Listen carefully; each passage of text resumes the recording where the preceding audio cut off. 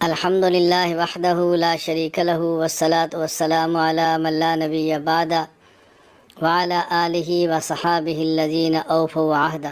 عن علی بن ابی طالب رضی اللہ عنہ قال قال رسول اللہ صلی اللہ علیہ وسلم اذا كانت لیلۃ النصف من شعبان اذا كانت لیلۃ النصف من شعبان فقوموا لیلها وصوموا نہارها او کما قال۔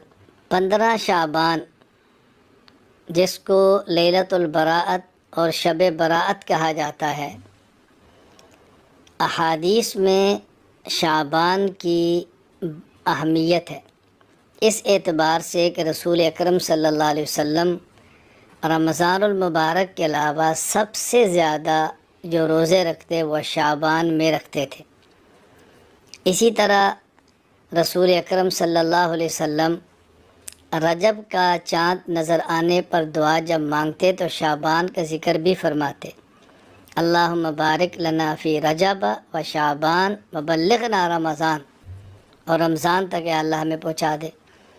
اسی طرح حضور اکرم صلی اللہ علیہ وسلم کا ارشاد ہے، آپ نے فرمایا احسو ہلال شعبان لرمضان، کہ شعبان کا جو چاند ہے اس کو اچھی طرح محفوظ رکھو، اس کا حساب کرو رمضان کے لیے۔ تو چونکہ شعبان رمضان کا مقدمہ ہے، شعبان رمضان کی تمہید ہے، شعبان رمضان المبارک کی تیاری ہے، اس کی خاص اہمیت احادیث کے اندر آئی ہے۔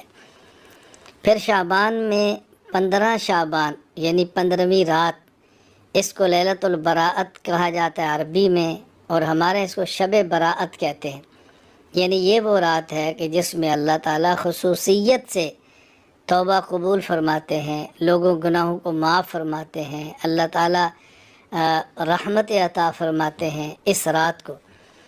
اس رات کے بارے میں بطور خاص حضرت علی رضی اللہ تعالیٰ عنہ سے حدیث موجود ہے جو کہ سنن ابن ماجہ حدیث نمبر 1388۔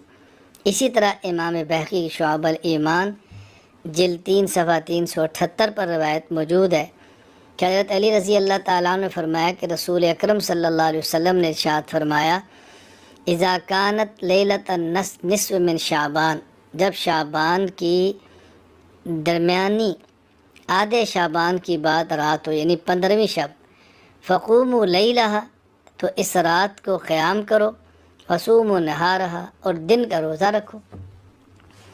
تو 15 شعبان رات کی عبادت اور دن کا روزہ یہ مستحب ہے، رکھنا چاہیے، نہ سنت مؤکدہ ہے، نہ واجب ہے، نہ فرض ہے۔ اگر کوئی شخص اس دن کا روزہ نہ رکھے اور 15 شعبان کی شب کا قیام نہ کرے، کوئی اس پر ملامت نہیں، کوئی اس پر نکیر نہیں، کوئی اس پر اعتراض نہیں۔ اگر کوئی رکھتا ہے تو بہت اچھا کرتا ہے، لیکن اس رات کو قیام اجتماعی کرنا، نوافل کی جماعت کرانا، باقاعدہ تداعی کر کے لوگوں کو دعوت دینا، یہ مناسب نہیں۔ اسی طرح باقاعدہ شعبان کے روزے کے لیے رمضان کے روزے کی طرح عمومی سحری کا اعلان کرنا، عمومی افطاری کا اعلان کرنا، سحری افطاری کا اہتمام کرنا، یہ مناسب نہیں۔ یہ عبادت ہے، اجتماعی نہیں، انفرادی ہے، فرض واجب سنت مؤکدہ نہیں، بلکہ زیادہ سے زیادہ مستحب کے درجے میں ہے۔ اگر کوئی کرتا ہے تو بہت اچھی بات ہے۔ ہمارے بہت سارے مشائخ سے اس رات کا قیام بھی ثابت ہے، رات کی اہمیت کے پیش نظر عبادت بھی ثابت ہے۔ اللہ تعالیٰ توفیق عطا فرمائے تو کرنی چاہیے۔ ہاں، ایک بات کا بطور خاص خیال رکھیں کہ بعض لوگ وہ ہیں جن کے بارے میں رسول اکرم صلی اللہ علیہ وسلم کا ارشاد ہے کہ ان کی اس رات بھی مغفرت نہیں ہوتی۔ ہمیں اس سے بچنا ہے کہ ہم اس فہرست کے اندر شامل نہ ہوں۔ یہ حدیث شعب الایمان للبیہقی کے اندر موجود ہے، حدیث نمبر 3556۔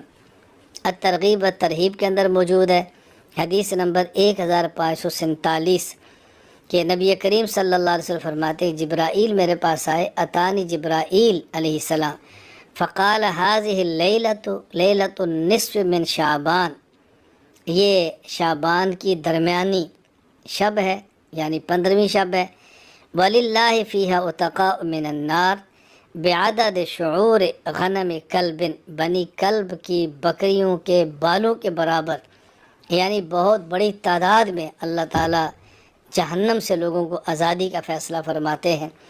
لیکن لا ينظر اللہ فیہا الی مشرک و الی مشاجح ولا الی قاطع رحم ولا الی مسبل ولا الی عاقل لوالدی ولا الی مدمن خمر۔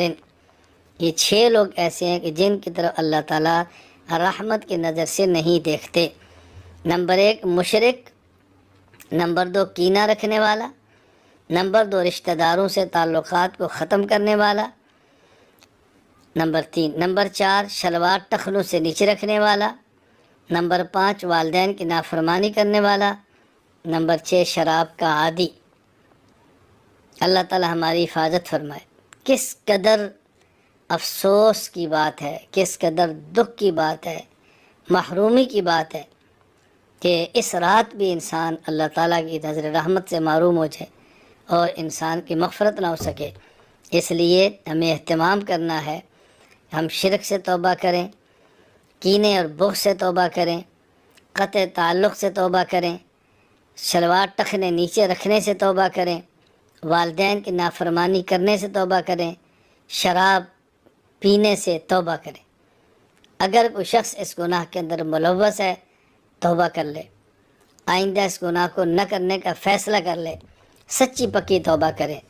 بہرحال میری گفتگو کا خلاصہ یہ ہے، 15 شعبان شب براءت لیلۃ البراءت کی رات عبادت بھی کر سکتے ہیں، 15 شعبان کا روزہ بھی رکھ سکتے ہیں۔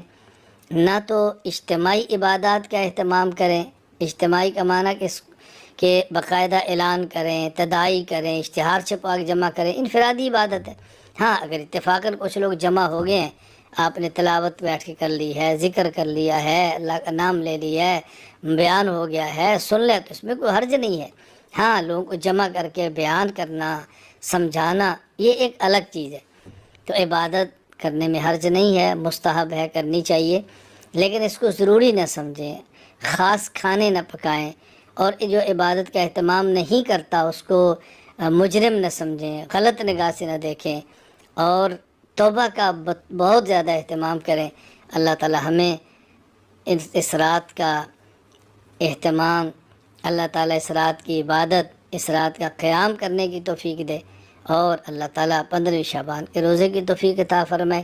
ہاں یہ کر لیں کہ سب سے بہترین بات عشاء کی نماز جماعت کے ساتھ پڑھیں، اس کے بعد کوئی گناہ نہ کریں، کچھ تلاوت کریں، ذکر کریں اور سو جائیں۔ صبح اٹھ کے تہجد پڑھیں، پھر وتر پڑھیں، اور یوں فجر کی نماز تک خود کو اعمال کے اندر مشغول رکھیں، جماعت کے ساتھ عشاء کی نماز، جماعت کے ساتھ فجر کی نماز۔ انشاءاللہ اللہ تعالیٰ کی ذات سے امید ہے اللہ تعالیٰ پوری رات اجر اور عبادت کے اندر شمار فرمائیں گے۔ وآخر دعوانا الحمدللہ رب العالمین۔